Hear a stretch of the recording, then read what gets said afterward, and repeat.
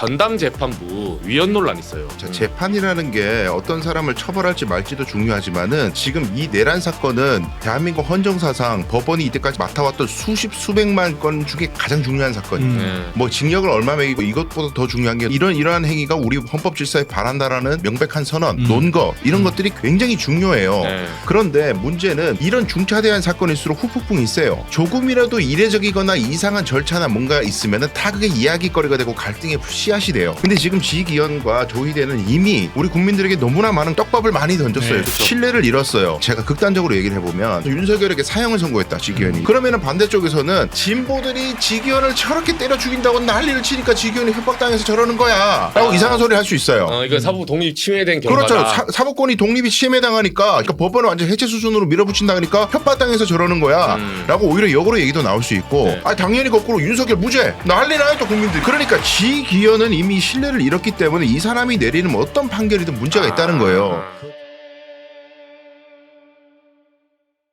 이제 전담재판부 처음에 뭐 특별재판부 뭐 여러 가지 나왔는데 위헌 논란 있어요. 네. 두 분 어떻게 보십니까? 택도 없는 소리죠. 위헌이 아니다? 아니요, 절대 위헌일 수가 없어요. 음. 그러니까 뭐 헌법에 분명히 그렇게 돼 있어요. 법원과 부에 대해서는 법률에 의한다라고 헌법에 분명히 나와 있어요.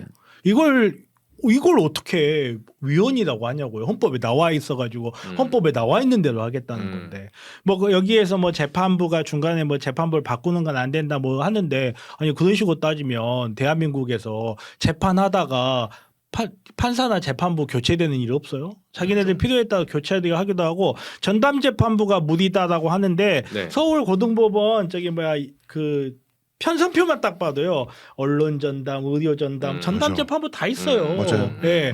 이걸 무슨 랜덤으로 돌린다고 자기네들 이야기하는데 이 전자소송에서 소장 딱 접수하잖아요. 그러면 사건 배분을 위한 설문지가 딱 나와요. 거기서 설문 딱딱딱 하고 나면 뭐라고 나오냐면 사건 배분을 위한 설문에 답변해 주셔서 감사합니다. 그러니까 사건의 성격에 따라서 자기네들 돌린다는 거예요.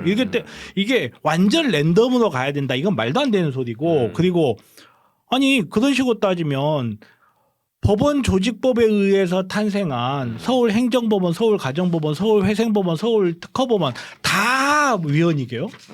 아니 정부가 안 되면 그러면 서울 내란법원을 만들면 되지. 아니면 서울 뭐 국기문란법원을 만들면 되는 거고. 이거는 제가 생각했을 때는 오히려 민주당이 최소한의 침습으로 효과를 얻으려고 하는 게 전담재판부고 정말로 민주당 입장에서 정치권 입장에서 사법부에 특별하게 타격을 주고 싶었다면 오로지 타격이 목적이라면 할 수 있는 방법이 훨씬 많아요. 오히려 저는 사법부의 위신을 세워주고 있는 방법을 사용하고 있다고 이 정도면 약하게 때리는 거다. 굉장히 약하게 때리는 거고 행정부만 하더라도 사실 법원에 대해서 할 수 있는 방법이 너무너무 많아요. 많죠. 사실. 작심하고 이제 압박하면 많죠. 요 반론은 강병이 하나 드릴게요. 그럼 요거에 대해서 어떻게 생각하냐면 어떤 반론이 나오냐면 좋다. 전담 재판부가 현재 그 헌법 제5장 법원 내에 봤을 때 위헌이라고 안 할 수 있다. 피해가게 만들 수 있죠. 근데 이거를 악용할 수 있다는 거야. 그게 무슨 말이냐면 이럴 때 이제 지금 사실 재판이 진행되고 있는데 굳이 표현하면 경기도 중에 지금 심판을 바꾸겠다는 거거든. 어쨌든 내란 재판이 시작을 하고 있는데 전담 재판부를 처음부터 세팅했으면 몰라도 특검이 시작되는 와중에 입맛대로 바꿔버리면 나중에 만약에 국민의힘이 다수당이 됐을 때 만약에요 입장을 바꿔서 이런 식으로 그러니까 지금 내란 전담이지만 예를 들면 그때 가서 뭐 땅 투기 전담, 뭐 부동산 투기 전담, 뭐 주식 투자 뭐 전담 이런 식으로 전담 예를 들면 뭐 학생 운동 이력 전담 재판 뭐 이런 식으로 그 악용에 대해서 대책을 세우니까 그 대책에 대해서 악용 가능성이 있으니까 안 된다. 그렇게 따지면 나 머리 아파 죽겠는데 타이레놀 먹으려고 했더니 야 안 돼. 타이레놀에 부작용이 있어. 그거 먹으면 안 돼. 이거는 뭐가 달라요? 당연히 모든 행위는 작용이 있으면 반작용이 있는 거고 긍정적 작용이 있으면 부정적 작용이 있는 그렇죠, 거예요. 그렇죠. 근데 부정적 작용이 겁이 나니까 긍정적 작용조차 하지 말라. 이걸 보고 우리 조상님들께서는 구더기 무서워서 장 못 담근다라는 명언을 남기신 거예요. 지금 자기네들이 기존에 있던 법에 나와 있는 것도 아니고 관례예요, 관례. 그냥 재판부가 한번 와 있으면 이거 여기에서 재판 끝낸다. 사실은 그게 늘 지켜지지도 않는 관례예요. 근데 그걸 가지고 이유로 해가지고 지금 이 관례라고 하기도 뭐한 법원의 그 고집 이것 때문에 부작용이 생기고 있는데 그 약 먹으면 부작용 생길 수 있으니까 말이 되는 소리예요. 하기 싫다는 소리다. 그러니까 논리적으로는 지금 이런 거를 왜 다들 생각을 못 하는지 모르겠어요. 정치인들이. 자, 재판이라는 게 어떤 사람을 처벌할지 말지도 중요하지만은 지금 이 내란 사건은 대한민국 헌정사상 법원이 이때까지 맡아왔던 수백만 건 중에 가장 중요한 사건이에요. 이 사건을 어떻게 판결을 내리고 뭐 징역을 얼마 매기고 사형을 하고 이것보다 더 중요한 게 논거. 그리고 이러한 행위가 우리 헌법 질서에 반한다라는 명백한 선언, 논거 이런 것들이 굉장히 중요해요. 그런데 그 과정도 중요하고 절차도 굉장히 중요해요. 그런데 문제는 이런 중차대한 사건일수록 후폭풍이 세요. 판결에 아무리 뭐 결과가 어떻든지 간에 조금이라도 이례적이거나 이상한 절차나 뭔가 있으면은 다 그게 이야기거리가 되고 갈등의 씨앗이 돼요. 그렇죠. 근데 지금 지기현과 조희대는 이미 우리 국민들에게 너무나 많은 갈등거리를 던져줬고 떡밥을 많이 던졌어요. 소위 말해서. 신뢰를 잃었어요. 그쵸. 이런 상황에서 결과가 어떻게 나오든 제가 극단적으로 얘기를 해보면 자 예를 들어서 윤석열에게 사형을 선고했다. 지기현이 1심에서. 그러면은 반대쪽에서는 진보들이 지기현을 저렇게 때려 죽인다고 난리를 치니까 지기현이 협박당해서 저러는 거야. 라고 이상한 소리를 할 수 있어요. 이거 사법 독립 침해된 결과다. 그렇죠. 사법권이 독립이 침해당하니까 협박당하니까 법원을 완전 해체 수준으로 밀어붙인다니까 협박당해서 저러는 거야. 라고 오히려 역으로 얘기도 나올 수 있고 당연히 거꾸로 윤석열 무죄.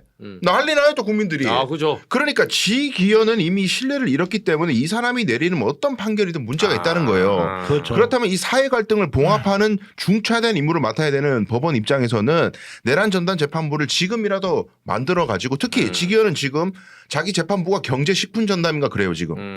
다른 사건하고 같이 해. 아니 이 대한민국 헌정사상 가장 중요한 사건을 여기에 몰입해가지고 일주일에 3번 4번 재판해가지고 쫙 집중 심리를 해도 시원찮을 판에 그렇죠. 당이랑 막 섞어서 한단 말이에요. 그럼 법원도 자기 스스로 사법부의 신뢰를 회복하고 싶다면은 본인들이 스스로 전담재판부를 꾸려가지고 이 사건만 완전히 몰입한 우리 법원의 최정예 멤버들을 투입하겠다. 뭐 이렇게 가야 되는 거지. 자율적으로 해서 잘하냐고요. 못하잖아요 지금. 못하니까 뭐라 하는 건데 간섭하지 마. 계속 그 얘기만 하니까 말이 되냐고. 보통 이게. 이제 법에 대한 격언 중에 제가 되게 좋아하는 격언인데 법은 그 자체가 공정해야 하고 그리고 공정하게 보여야 한다는 말이 있어요. 그러니까 공정하다는 거는 실질적인 측면을 강조한 그쵸. 거라면 공정하게 보여야 한다는 거는 절차적 측면을 강조하는 거예요. 근데 사실 이 판사가 합리적이고 논리적으로 판단을 했는지 안 했는지 우리가 외부에서 관찰해서 알 수 있는 방법이 없어요. 머릿속에 있어요. 그거를 최소한 보장하는 게 절차적 정당성이에요. 맞습니다. 최소한의 절차를 거쳤는가. 근데 조희대는 이 절차적 정당성을 완전히 밟아 뭉개버렸고 그리고 지기현은 최소한의 법률 적용조차 제대로 못해서 시와 나를 혼동했는지 일부러 악용을 했는지 알 수는 없지만 절차적인 면에서 심각한 문제를 그리고 지금 윤석열이 9차례나 불출석했음에도 불구하고 아무런 조치를 취하지 않는 고인장 안 내고 그렇죠. 있습니다. 객관적으로 확인할 수 있는 절차적 정당성을 잃어버렸다는 것은 최소한의 공정해 보이는 것조차 못한다는 그쵸. 거예요. 네. 그건 끝난 거예요. 그렇죠. 네. 그리고 더 하나 중요한 게 반박 꼭 해야 되는 게 이거 상권 분립 이야기가 뭐 헌법 공부도 제대로 안 한 국민의힘 쪽에서 자꾸 상권 분립 이게 연불내듯이 하는데 이거는 정확하게 우리가 파악해야 되는 것이 원래 상권 분립이라는 게 왕이 가지고 있던 권한들을 해체시킨 거예요. 그렇죠. 원래 왕이 다 가지고 있었는데 그 행정 권력으로부터 뺏은 거예요. 사법과 네 맘대로 하지 마 이 소리죠. 그러니까요. 그래서 결국에는 사법권의 독립은 기본적으로 행정 권력으로부터 독립이 1차적인 거예요. 대통령으로부터 부당한 간섭을 안 받는 게 1차적인 거라고요. 근데 그러면 사법부와 입법부의 관계는 어떻게 설정할 거냐. 물론 견제 관계입니다. 그러나 아주 특수해요. 행정 권력과 사법부의 관계하고는 완전히 달라요. 그쵸. 왜냐하면 자 생각해 보세요. 판사가 윤석열 재판을 해보니까 내란 수계는 맞는 것 같긴 한데 나는 징역 1년 정도 때리고 싶어요. 판사가. 근데 법을 봤더니 무조건 최하한이 무기징역이에요. 판사의 재량을 국회가 만든 법이 완전히 옥죄고 있는 거예요. 그렇죠. 네 맘대로 못해. 최소한 무기징역이야. 까불지 마 판사. 이렇게 입법을 통해서 국민들의 민의를 통해서 마련된 법으로 판사의 모든 재량을 축소시켜 놨다고요. 그렇죠. 기본적으로 사법부는 입법권 밑에서 견제받는 입장이에요. 그렇죠. 법에 따라 판단하기 때문에 그게 기본 세팅값인데 무조건 형식적으로 입법은 입법이고 사법은 사법이니까 서로 간섭하지 마, 입대지 마, 가만히 있어. 이게 상권 분립의 본질인 것처럼 얘기하는 사람들 굉장히 무식하다는 거죠. 그리고 우리 감사합니다. 지금 사법 수사권 관련된 이야기도 네. 그렇고 지금 이 사법부에 대한 재판 관련된 이야기도 그렇고 사실 핵심은 독립이 아니에요. 문제는 얘네들이 너무 독립되어 있는 게 문제예요. 아, 그렇죠. 자기네들의 권한을 마음대로 남용해도 제재할 수 있는 그렇죠. 수단이 없는 게 문제예요. 독립이 무소불위의 권력은 그렇죠. 아니거든요. 근데 독립이라는 미명하에 자기네들 마음대로 재판도 마음대로 맞아요. 수사도 마음대로 이게 사실은 문제고 저는 보다 본질적으로 이야기해야 될 거는 재판부 우리나라의 사법부라는 이 시스템에 독립성을 어디까지 인정해 줄 것이고 어느 부분에서는 독립성을 인정해 주지 않아야 될 것인가 이 부분이 사실은 문제거든요. 앞에 말씀하셨다시피 법이라는 거는 입법부에서 만드는 거예요. 그렇죠. 그러다 보니까 18세기까지만 하더라도 사법부는 입법부의 연장된 팔에 불과하다 이런 말이 있었어요. 그러니까 법을 정하면 사법부 너네들은 기계적으로 거길 따르기만 해. 적용만 하는 그렇죠. 적용만 하는 거였는데 이제 그게 이제 시간이 흘러가면서 문제가 있었기 때문에 헌법재판소한 게 생겨서 사법부가 입법에 대해서 견제할 수 있는 방향을 만들어 둔 거예요. 근데 이게 마치 사법부가 우리가 판사니까 우리 마음대로 뭐든지 다 할 거야. 이게 예를 들어서 영미권 국가에서는 배심제가 있고 그렇죠. 대륙권계 국가에서는 참심제가 있단 말이에요. 사법부가 마음대로 움직이지 못하고 마음대로 사실관계를 확정하지 못하고 마음대로 법리 판단을 하지 못하게 하기 위해서 배심제를 이용해서 일반 시민들을 참여시켜서 사실관계에 대한 왜곡을 막고 그렇죠. 참심제를 이용해서 법리 판단에 대한 왜곡을 막는단 말이에요. 근데 우리나라는 그게 없어요. 맞아요. 문제가.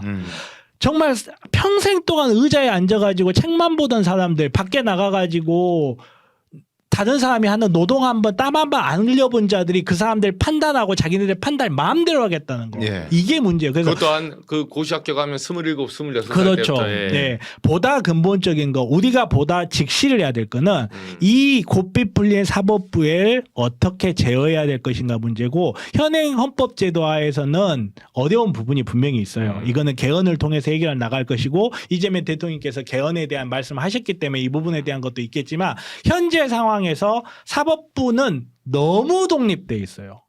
너무.